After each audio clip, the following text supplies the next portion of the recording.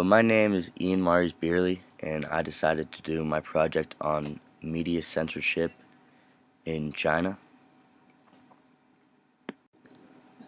So how the censorship ban came about, the Chinese government was worried about their citizens seeing inappropriate media, so they decided to censor what they believed was bad for the Communist Party. This included blogs about how they felt about the government or religion, also YouTube, um, all forms of social media, pictures of political protests, and so much more. The Communist Party didn't want people to see these past experiences or what was really happening so that they could limit new problems. So how would they censor it? They decided to make the Great Firewall to make sure that they could censor what they wanted from their people. They hired Fang Binjing to create the Great Firewall. He was in charge of building the filtering tool that allowed the government to dictate what their citizens could and could not see.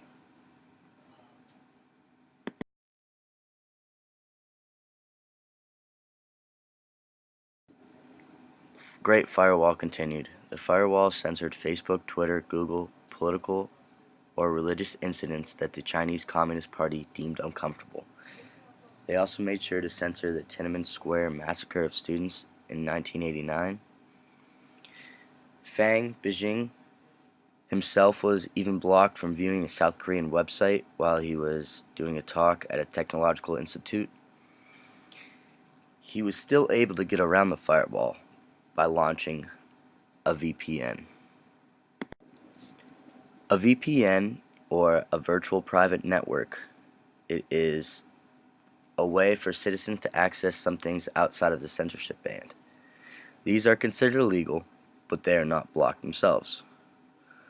Mark Natkin, a Beijing IT research firm from Marbridge Consulting, says the government realizes there's a need for businesses, universities, and academics to access info beyond China's borders. He believes that blocking them would only cause resentment. And a nice fact is, according to Time magazine, there has not been anybody that has been prosecuted for using these illegal VPNs up to date. There are some upsides of the firewall. It creates a safer environment for children. They are not able to look at, say, pornography or things like that. The social media giants being blocked means less personal information about you is out there. This also helps to cut down on hacking. I would imagine it cuts down on catfishing and things like that as well. It reduces the amount of internet crime.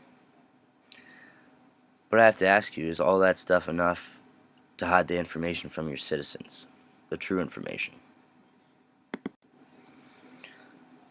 So the cons of the firewall. One of the biggest downside is a violation of human rights and freedom of speech. They are able to spread fake news or propaganda in order to keep their citizens calm. This would be if they have a political unrest in a city, they would spin it another way so that the citizens don't think there is unrest and everybody is unhappy. Another example would be they can spin a story about a journalist saying how the journalist was really just telling the truth, but in reality he was out committing crimes, talking against the government, just being a bad person. Cons continued. The fake news spreading companies have come to make a good profit while they do this for the Chinese Communist Party. The cons not only affect the people of China, but they also affect the tech industry of the world. Think about it. China has the largest population in the world. But these tech giants aren't able to capitalize on these users because of the ban.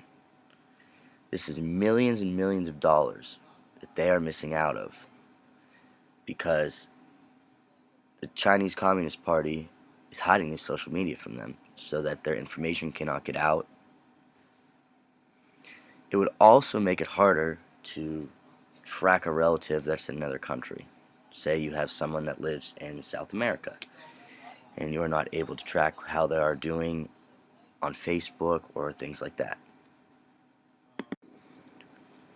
The government having total control over the social media or the media aspect means that they can create monopolies.